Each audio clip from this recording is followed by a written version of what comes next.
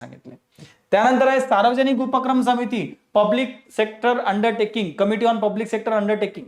Committee on public sector undertaking हे PSU वर काम करते. पीएसयू म्हणजे काय असतं? सार्वजनिक उपक्रम, सरकारच्या कंपन्या. मग या ज्या सरकारच्या कंपन्या आहे तर त्याचं काम व्यवस्थित चालू आहे का नाही ते चेक करण्याचं याचं काम असते. किंवा बघा कॅगचा जो रिपोर्ट असतो सरकारी कंपन्यांवरचं त्याचं परीक्षण करणे, सरकारी कंपन्यांचं काम कसं चालू आहे त्यावर लक्ष देणे, त्याचा अहवाल बनवणे, संसदेला तो अहवाल सबमिट करणे, हे महत्वाचं काम ही समिती करत असते.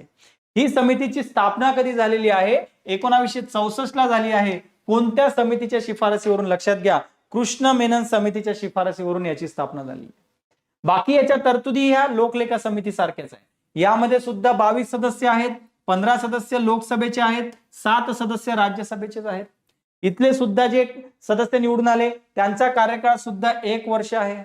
जे सदस्य निवडून येतात ते सेम एकल संक्रमणीय पद्धतीनेच निवडून येत आहे. या समितीमध्ये सुद्धा मंत्री सदस्य बनू शकत नाही. लक्षात घ्या, संसदेच्या कोणत्याच समितीत मंत्री सदस्य बनू शकत नाही. त्यामुळे मंत्री इथेही सदस्य नसतो. आणि प्रथेनुसार या सार्वजनिक उपक्रम समितीचा अध्यक्ष हा लोकसभेमधला खासदार असतो. तो सत्ताधारी अपोजिशनचं क्लिअर नाहीये, पण लोकसभेचा खासदार या ठिकाणी सार्वजनिक उपक्रम समितीचा अध्यक्ष बनतो.